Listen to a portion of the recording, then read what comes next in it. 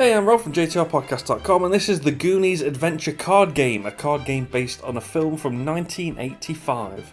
And here you have 5 locations across the middle of the table, all based in locations from the film, in order of the film as well, going from the restaurant at the beginning all the way through to the boat on the right hand side.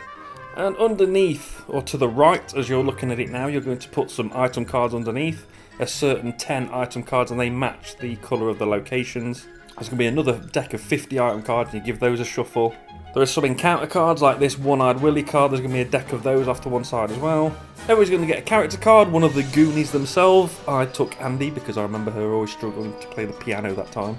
Everybody gets a hand of 2 item cards, and you're good to go. And what you're going to do is you're playing cooperatively, and you're trying to get the treasure from the legendary pilot One-Eyed Willy, as you will know if you have seen the film. And this is going to be done cooperatively, and what you do is on the start of your turn, you take your team actions, and then you discard all your used items, you draw new items, and then you escalate the action. So to take the team actions, you're going to take actions together as a team, as you can imagine, but you've got 4 sort of action points, and there are several different actions you can do. And when you take an action, the cards used for that action you put in a pile so that you can mark how many of the 4 actions you've taken.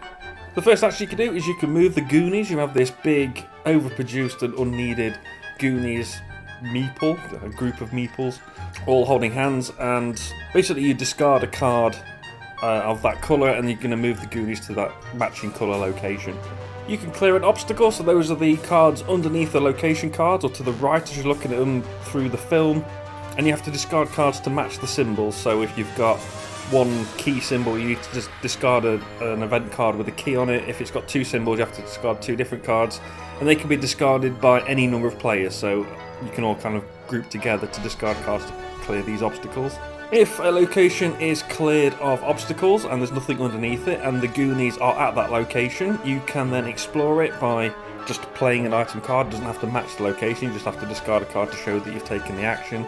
And you reveal the top tile from it, and some of them are like this. It's a booby trap, just says add 1 additional location and move the Goonies. But you will eventually start getting treasures, and that's what you're trying to get. You're trying to find the treasure in each location. And once you've got the treasure from that location, you can't explore that one again. You flip over the card to show this, to show that it's been explored.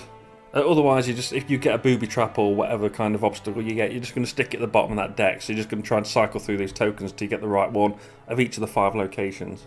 You can map a path, so you're going to basically discard 3 cards of the matching type to flip over the corresponding path tile to show that that's been mapped.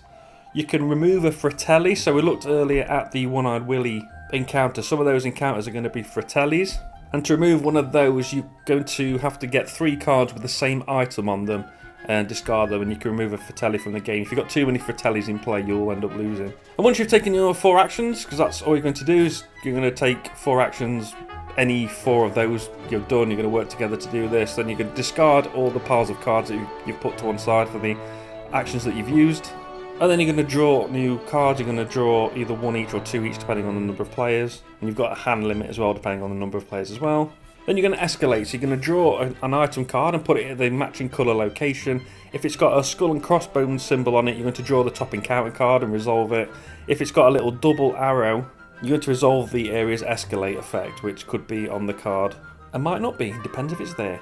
And then you go back to taking your 4 actions again. Now you win as soon as you have all 5 treasures have been discovered and you've mapped all the paths. You lose if the 5th obstacle is added to any location, if the 5th fratelli card is put in the encounter area, or the encounter deck runs out.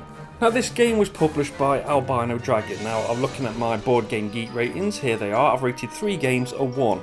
Ace of Spies and Gene Grafter are both by Albino Dragon. So I've rated 2 of the 2 games I've played from this publisher 1 out of 10 because they were terrible. This isn't a 1, it's definitely very low because it is extremely luck based. It's almost like playing Clock Patience if you ever played that, where it's a case of it's going to happen or it's not going to happen. I don't feel like we're in control. I feel like we could make some decisions better than others, but I don't feel we had total control over what was coming. Just seemed a bit random, to be fair. There's a bit of nostalgia there, seeing all the characters, seeing all the locations, all the encounter cards come up and all the references to the film, that's all good. But apart from that, it's just your very, very standard co-op game. Not much fun at all. Remember to like, share and subscribe. You can follow me on Twitter at JTRpodcast to find the blog and the podcast at jtrpodcast.com. I've been Rob, aka Jesta ThaRogue, and I'll see you soon.